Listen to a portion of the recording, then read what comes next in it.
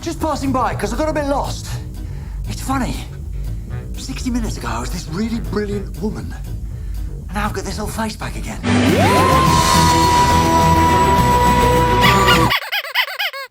Welcome everyone, this is Master's Joke, also Master's Joke 75 on Instagram.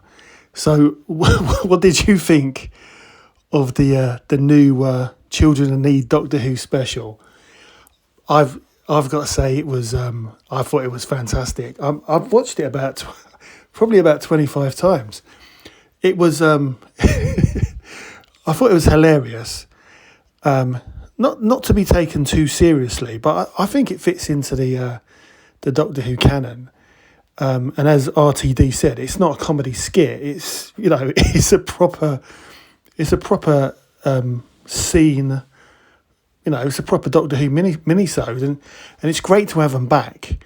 And it was done so well, but you could tell. I don't know. You could tell they had more money this time compared to Time Crash. And it was great. It was everything that I wanted it to be, and it had Davros in there. I hoped we'd have Davros. I thought we might get a glimpse of Davros, but I didn't think we were going to really see Davros in there. I mean, and also having Julian Bleach, who I think he's one of the best. I mean, my favourite Davros is Terry Malloy, because that's who I grew up with. I've met him before, a lovely guy. But Julian Bleach, he's a perfect Davros, but he sounded so much like Michael Wisher. I mean, but then they do sound similar. It wasn't until I watched that episode as if I was watching Genesis of the Daleks, and he is just a dead ringer for Michael Wisher. But it's not like he's like doing an impression. It's just so much like him.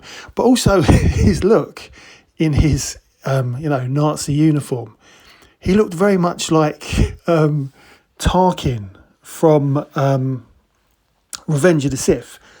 So not Peter Cushing, but when they had a guy who George Lucas got him to kind of like put makeup on as if he was Tarkin. He looked like that guy Tarkin from Revenge of the Sith. But brilliant acting. I mean, the plunger. I thought that was I didn't want it to happen, but it was done quite well. And the thing is, I mean, I think it really was a Dalek arm from the 14th Doctor's TARDIS, because, I mean, you've got to remember that he's, what happened before he crash landed, just like he did in the Christmas Invasion. He's spent all that time with the Daleks in Liberation of the Daleks. So I think it was a genuine Dalek arm from the future, and not like a sink plunger. Because I've never seen a sink plunger that big, and it fitted the Dalek so perfect. I shouldn't be that bothered, but I want it to be, I want it to be proper Doctor Who and fit in. But I think it was a genuine Dalek plunger arm, and that's the way I'm gonna see it in my own little head. But it was brilliant. That the set was beautiful as well. The uniforms were just perfect. I mean, so much effort had gone into that 5-minute episode, and that's why I think it deserved me watching it 25 times. And also, it was interesting what the 14th Doctor said, that the events of Liberation of the Daleks, the comic strip that it's been going on since Jodie regenerated, that only took an hour. So that was interesting to know the kind of timescale. So that adventure lasted an hour, and now he's back on Skaro, and now he's gone off to his next adventure. But and I think what got me at the beginning of the episode was when you actually when Davros is called away, and it's Nyder. It's Nyder's voice from Genesis of the Daleks. Now, I'm pretty certain it's someone doing an impression of Nyder's voice, but it's spot on. It's perfect. Whoever's done that impression, they've done a really, really good job, because it so much sounds like Nyder. And again, that was another little nod back to Genesis of the Daleks, done so well. And then the Dalek. Let's talk about the Dalek. I love the Genesis Daleks because, I say Genesis Daleks, the grey Daleks, the grey Daleks from kind of Genesis, Day of the Daleks, they all look the same to me. Because I was very, very young in the late 70s, but they're the Daleks that I remember.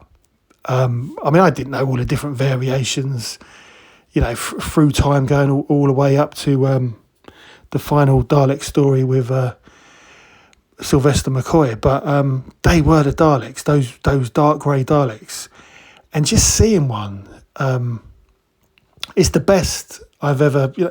It's the best display, the best display of a vintage Genesis Daleks for the new series, and honestly, it blew me. It blew me away. The whole episode blew me away.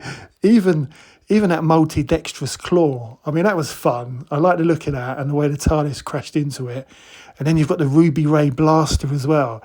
What a beautiful name, Ruby Ray Blaster. I loved it. I loved everything about it. I can't wait for the 60th anniversary to start. Just a beautiful bit of work. I've watched it 25 times. So the only negative, I would say, in the whole episode, it's not a big deal, is Murray Gold's comedic music. I just didn't like it. It just kind of went on and on.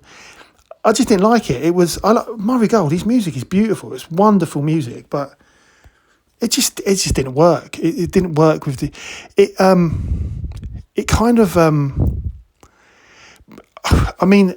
Everything. David Tennant, Julian Bleach. The acting was perfect. There was humour there, but the Murray Gold's music kind of took something away. I don't know. I didn't like it, but apart from that, it was absolutely brilliant. I give it 10 out of 10. Watched it 25 times. I'm sure I'm going to watch it another 25 times. It's just great having David Tennant back as the Doctor. What a beautiful job.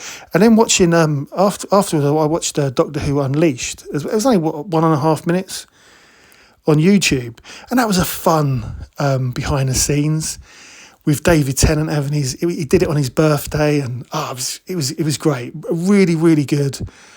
Roll on the 60th anniversary. But anyway, that's the end of the video. I hope you enjoyed it. Hope you enjoyed the mini-sode yourself. Let me know in the comments below what you think of the episode. And if you haven't seen it, highly recommend it. But yeah, that's the end of the video. Please don't forget to like and subscribe. It lets me know you care, and it also helps the channel. And I'll see you in the next one.